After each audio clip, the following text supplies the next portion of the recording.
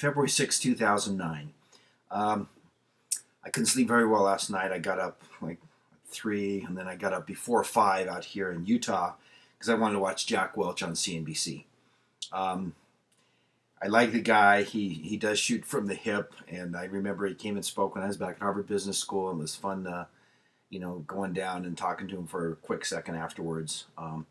Anyway, he was running GE back then, so I've always thought he was a great CEO, and so it was interesting to watch him. I watched the whole scene this morning. So I want to go over some of my notes on that. First thing I started watching this morning is the Toyota debt could be downgraded, and that Toyota was saying things dramatically worsened. Toyota's evidently the largest automaker on earth now. Dramatically worse in the last 2 months, and they were warning of wider losses ahead. So, Jack Welch, 269 on CNBC. Then the big thing was waiting for this job loss number. So Joe says, I don't know what to believe. And so Jack said he was saying that the banking system was in cardiac arrest, and he was really looking forward to what was going to happen on Monday. So I am also. And then he was also said that he was looking forward to the PIMCO person, Mohammed El Arian. I think that's how you pronounce it, coming up in a little while. So I was just taking in all this stuff. And then Bill Gross, there was a quote I saw it go under, I think it was either I switched over to Bloomberg, I saw it on the bottom of Bloomberg, but Bill Gross was saying that trillions is needed to avoid a potential catastrophe. And as you know, Obama was saying that if things don't get passed fast, there could be a catastrophe. And evidently, this afternoon, that $780 billion package was passed. Bill Gross is saying there's trillions. Bill Gross manages a lot of money in bond funds, as many of you know. So that's another very interesting comment. Obviously, the billions and billions of dollars thrown at this situation in the last year or so haven't worked. So as far as the 780 trillion working, I have a lot of thoughts on that. But you're going to switch from seasoned CEOs that are compensated and work their whole life in industries to politicians determining how this works. They also had Mitt Romney on, who was an excellent manager of capital at Bain Capital, and just a lot was going on. I thought the invisible hand of Adam Smith. It's not going to be moving around anymore with jobs. You're going to have bureaucrats out of Washington. And Rick Santelli said something really funny. Rick Santelli said, wise men bury gifts out of Washington. It just loaded with good stuff this morning. So let's see a couple of notes after the Bill Gross thing. They did an accounting of TARP, of their performance so far, I guess on the $350 billion or so. And the government bought assets and has already lost $78 billion. So there we have already documented inefficiency with this government TARP thing. Toyota, the first annual loss since 1980. And wow. And Jack came on and said the government has to, what was he saying? Stay out of managing these companies, something like that. But he also feels that Obama, did his best he could with his $500,000 cap on CEO pay. I personally think that it's going to be a disaster. I know for the common person out there, it seems like $500,000 not enough. But once again, boy, I tell you, when you have government telling private companies how to run themselves, essentially, they're not private companies anymore. Jack talked about GE, and one thing, Jack loves GE, and he's still long GE. Jeff Immelt, who's running GE right now, I think he did a very brilliant thing as a CEO a few months ago. GE was trading around 25, and Immelt floated a $23 equity float of GE stock, and it went off successfully. I thought, Jeff, brilliant move, because that stock's going to go way under 20, and it's at 11 right now, so it was a brilliant move. Jeff saw things. He saw the macroeconomic picture. You always have these Wall Street guys, and it's tragic, but you have to laugh. We're hitting bottom. Where's the silver lining? And they've been saying this for a year and a half, it's ridiculous because they were wrong, and they still try to have an opposing view, have them, on the different TV shows. But Jeff Immelt, that was a phenomenal job that he did in floating that equity issue at $23 a share, because now it's at 11. and it helped GE last longer. So they're talking about possibly GE might have their debt downgraded. Then El-Arian, the guy, Mohammed El-Arian, excuse me if I'm mispronouncing his name, did come on at about 8:40 Eastern time, and he started. And I like the exchange, that interesting exchange. Jack said people can't even tell what's going to happen 2 or 3 months down the road. It's hard to make projections. And it is hard to make projections. And you think about it, because here you've got this stimulus package that just passed. You have $780 billion, and the government is going to spend it, okay?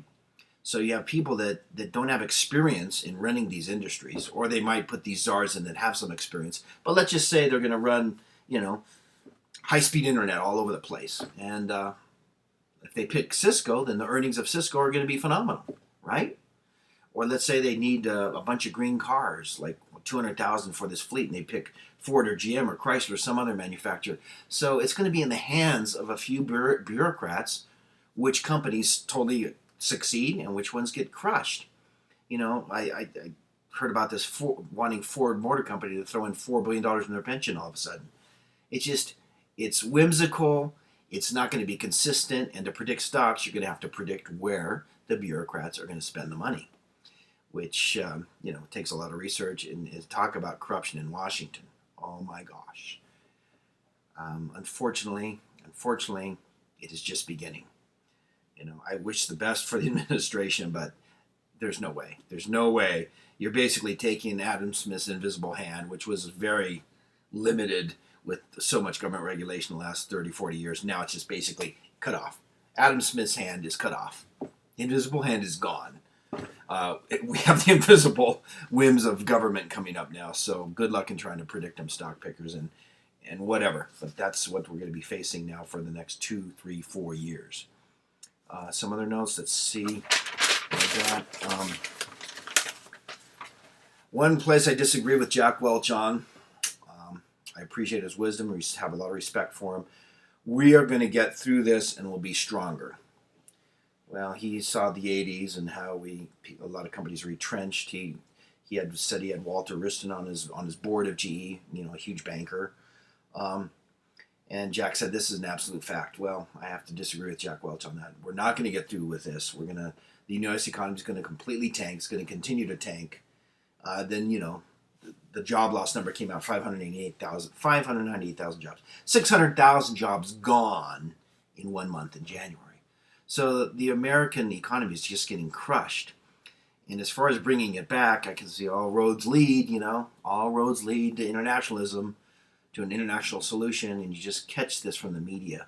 Obama, the world's looking to him, they're looking to this, and so you just see what's going on. We're going to have worldwide regulation, and those will lead, obviously, and I know it's radical and people can't quite get their arms around this. It just seems the people that aren't on the media do get their arms around this. But obviously we'll head not only towards a euro over there, we'll have the Amero here, and then we're headed towards a one world currency. And that'll be presented as a solution to the worldwide economic depression. So, obviously, you MOT viewers, you have the stuff in advance. Here we go. It's the end of the workday. I wanted to get this off sooner, but I wasn't able to do it this morning. Okay, unemployment hits 7.6%. It goes through the different payrolls, but just massive job losses. And the biggest post-war drop in a long time. And then Santelli made that thing that the wise men from DC are going to come bringing gifts. That was phenomenal. So Mohammed El-Arian from PIMCO, those guys manage hundreds of billions of dollars. I think even over $1 trillion. As long as there is this lingering uncertainty, fresh capital must come in. And he's worried about the sudden deterioration and that happening so quickly. And then Joe Kernan asked another question. I've always enjoyed Joe Kernan, his interviewing techniques, asking questions. I've been watching him for a long time.